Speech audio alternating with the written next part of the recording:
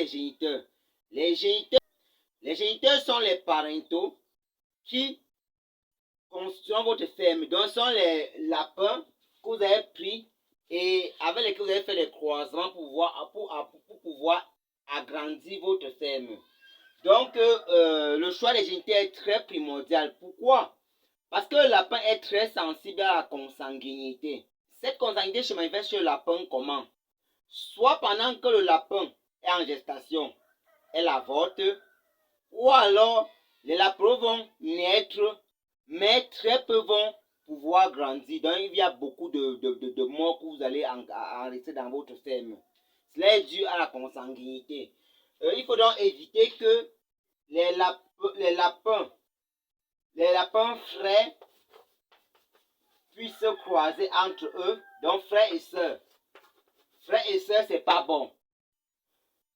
Parents et lapéraux, c'est pas bon. Donc père et fille ou bien mère et fils, c'est pas bon. Il faut éviter cela. Et maintenant, pour éviter la consanguinité dans sa ferme, il faudrait que la ferme, vous allez acheter vos géniteurs, vous demandez l'historique de cette ferme-là. Si vous prenez par exemple, déjà je vous recommande de prendre les géniteurs dans 2 fermes différentes.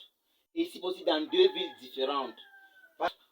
Vous prenez par exemple les mâles dans une ville et les femelles dans une autre ville.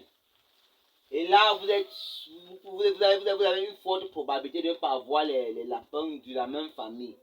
Vous pouvez également prendre les lapins, même dans une ferme, vous prenez vos mâles et vos femelles et vous n'avez pas de problème de consanguinité.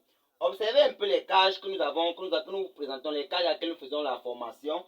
Vous allez voir sur ces cages, il y a les codes. Ces codes, c'est pour les croisements.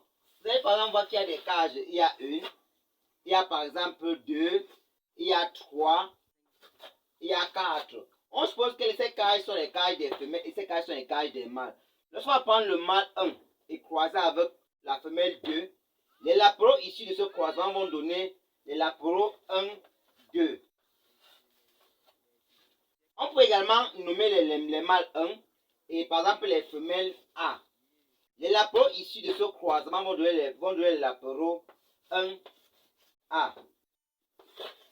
Vice versa et on continue. Donc il faut très bien suivre les croisements dans votre ferme. Et il faut très bien, comme nous parlons des géniteurs, il faut très bien vous renseigner par rapport aux différentes fermes où vous allez prendre vos géniteurs. Lorsque vous allez arriver dans la ferme, vous allez prendre les mâles. Demandez à ce monsieur, à ce producteur, s'il connaît ce producteur où vous allez prendre les femelles. Demandez à ce producteur s'il connaît le producteur, par exemple, Z. Et maintenant, s'il vous fait comprendre qu'il connaît ce producteur, demandez les circonstances. Parce que vous expliquez votre problème. Dites-lui que vous voulez prendre les femelles là. Est-ce que. Donc, je vous recommande vivement de bien suivre vos géniteurs afin d'éviter la consanguinité. Et ce choix dans des fermes différentes, c'est la création de votre ferme. Maintenant, une fois que votre ferme est créée, vous devez bien suivre les croisements. C'est-à-dire que chaque cage doit avoir un nom. Chaque cage doit avoir un nom. On a par exemple la cage A, B, C, jusqu'à Z. Vous avez par exemple la cage A1, A2, A3, A4. Et par la cage B1, B2, B3, B4, B5.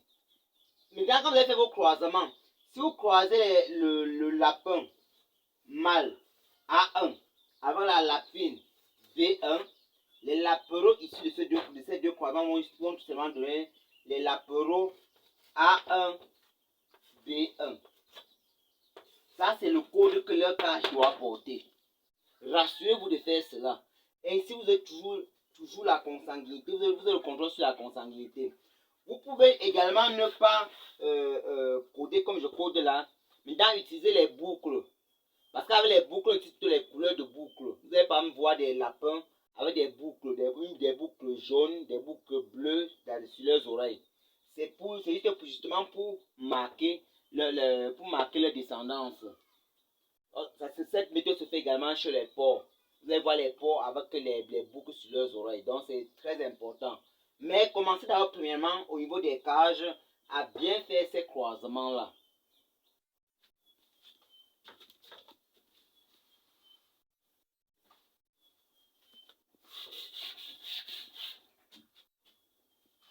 Bien vouloir t'abonner à la chaîne et surtout m'encourager. Comment est-ce que tu peux m'encourager? Tu peux m'encourager tout simplement en mettant un like, en laissant un commentaire, en juste en disant par exemple le pays d'où tu me regardes, en laissant un commentaire pour me donner tes impressions. Le commentaire et ce like que tu vas mettre va permettre à YouTube de mieux référencer la vidéo afin que d'autres personnes puissent également en profiter, pour que d'autres personnes puissent également visionner, pour que d'autres personnes puissent également